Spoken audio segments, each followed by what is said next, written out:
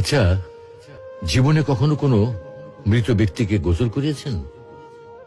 যদি কখনো সুযোগ হয় তাহলে সেই মৃত ব্যক্তিকে গোসল করাবেন। তখন খুব কাছ থেকে দেখবেন মৃত মানুষের দেহটা কতটা অসহায় লাগে, মৃত্যুর পরে মানুষের দেহ কতটা ভয়ের কারণ হয়ে দাঁড়ায়। সুযোগ পেলে রাতে লাশটা পাহারা দেবেন, তখন বুঝতে পারবেন প্রিয় মানুষটার লাশ রাতের বেলায় আপনার কাছে কতটা অদ্ভুত লাগে, কতটা ভয়ের কারণ হয়ে ওঠে, কতটা আতঙ্কের কারণ হয়ে যায়। সুযোগ পেলে মৃত ব্যক্তির শরীরে একটু হাত লাগিয়ে কিছুক্ষণ তার স্পর্শ নেবেন। আপনি তখন উপলব্ধির সুযোগ পাবেন এই পৃথিবীতে বিশাল প্রভা প্রতিপত্তি মৃত্যুর পরে কতটা নির্যাতনের রূপ নেয়। সুযোগ পেলে আপনজনদের লাশ কবরে নামাবেন খুব আগ্রহ নিয়ে।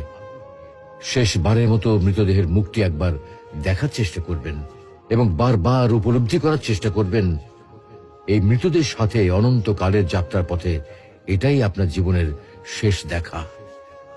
সুযোগ পেলে মাঝে মধ্যে কবরস্থানে গিয়ে নীরবে কিছুক্ষণ দাঁড়াবেন।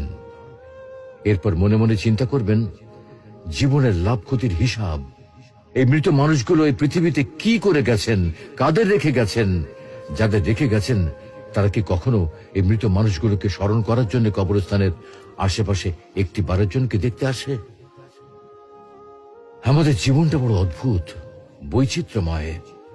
আমরা এর জন্য ওর জন্য, ধন সম্পদের জন্য, ঐশ্বর্যের জন্য, বাড়ি গাড়ি টাকা পয়সার জন্য কত না মায়া দেখাই, আগ্রহ দেখাই, আরো চাই আরো চাই আমাদের। অথচ এই জীবনে আমরা মৃত্যুর কথা না ভেবে, পরকালের জবাবদিহির কথা না ভেবে কিভাবে আরো সম্পদ অর্জন করতে পারি সেই চিন্তায় বিভোর থাকি। হায় রে জীবন, এখনো সময় আছে, ফিরে আসুন মহান রবের দিকে।